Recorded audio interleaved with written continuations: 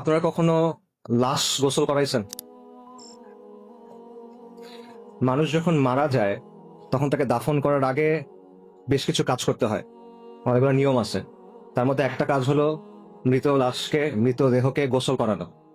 এবং এই গোসল করানোর কিছু নির্দিষ্ট নিয়ম আছে। যেমন মনে করেন লাশকে বসাতে হয়, পাশ ফিরাতে হয়, তারপর লাশের পেটে চাপ দিতে হয় আস্তে আস্তে, যাতে করে তার দেহের ভেতরে যে ময়লা আবর্জনা আছে সেটা যেন বের হয়ে যায়। যে ময়লা আবর্জনা আমাদের সবার দেহের মধ্যেই আছে। এবং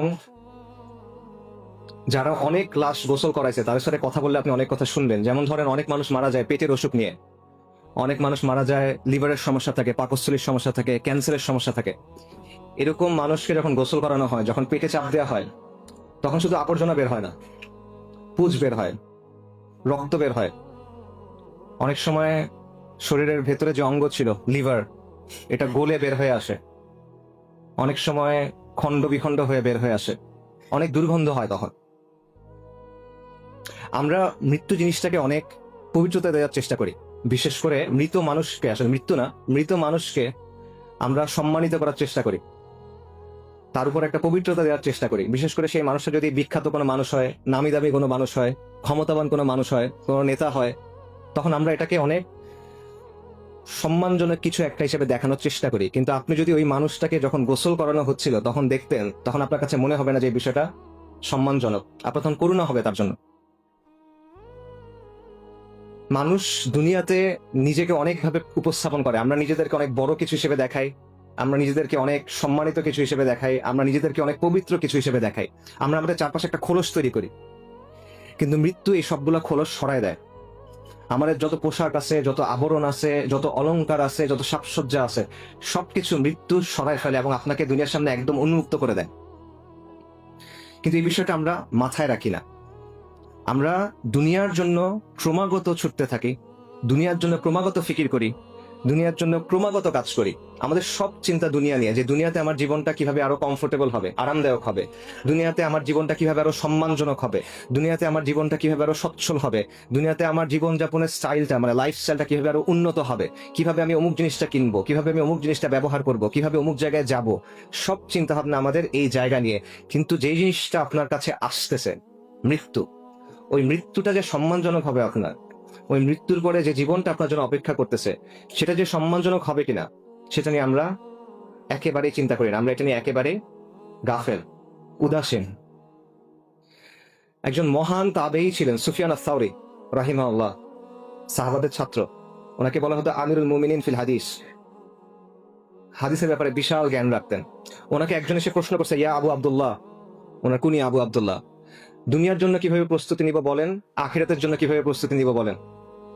সুফিয়ান সাওরী বলছেন, দুনিয়াতে যে পরিমাণ সময় থাকবা সেটা অনুযায়ী দুনিয়ার জন্য কাজ করো, আখিরাতে যে পরিমাণ সময় থাকবা সেটা অনুযায়ী আখিরাতের জন্য কাজ করো। দুনিয়াতে কতদিন থাকবেন বলেন?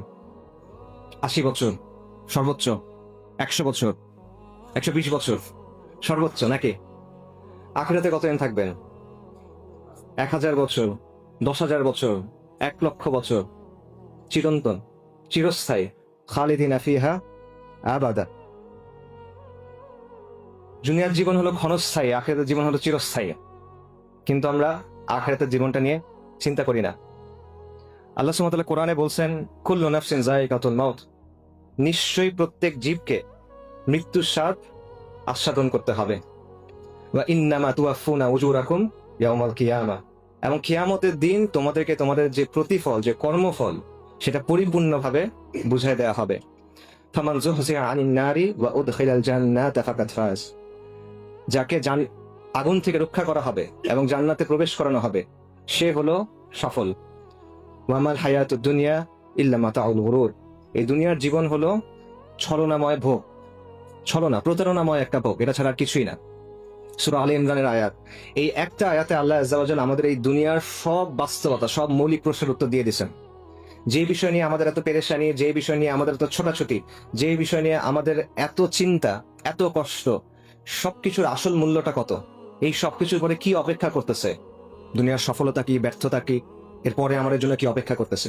এবং এর পরের আয়াতে আল্লাহ সুবহানাহু ওয়া তাআলা বলতেছেন, লাতুবলাউন্না ফি আমওয়ালিকুম ওয়া আনফুসিকুম, নিশ্চয়ই তোমাদেরকে তোমাদের জান এবং মালের ব্যাপারে পরীক্ষা করা হবে। দেখেন, আমাদের জীবনের মধ্যে নিশ্চিত জিনিসপত্র কিছু নাই, সবকিছু অনিশ্চিত। যে বিষয়গুলো নিয়ে আপনি সকাল থেকে ঘুমানোর আগ পর্যন্ত চিন্তা করেন, ইভেন ঘুমানোর সময় যেগুলো নিয়ে স্বপ্ন দেখেন, কোনোটার মধ্যে কোনো নিশ্চয়তা নাই। আমাদের উপার্জন, আমাদের পড়াশোনার রেজাল্ট, পরিবারে কি হবে, বাচ্চার কি হবে, সন্তানের কি হবে, স্ত্রীর কি হবে, পিতামাতার কি হবে, দুনিয়াবি যত চিন্তা আছে, যা কিছু নিয়ে আমরা চিন্তা করতেছি, কোনোটার মধ্যে কোনো নিশ্চয়তা নাই, নিশ্চিতভাবে জানার সুযোগ নাই। একটা মাত্র জিনিস নিশ্চিত, সেটা হলো মৃত্যু। কিন্তু এই মৃত্যু নিয়ে আমরা চিন্তা করি না। এই জিনিসটা আপনি কিভাবে ব্যাখ্যা করবেন?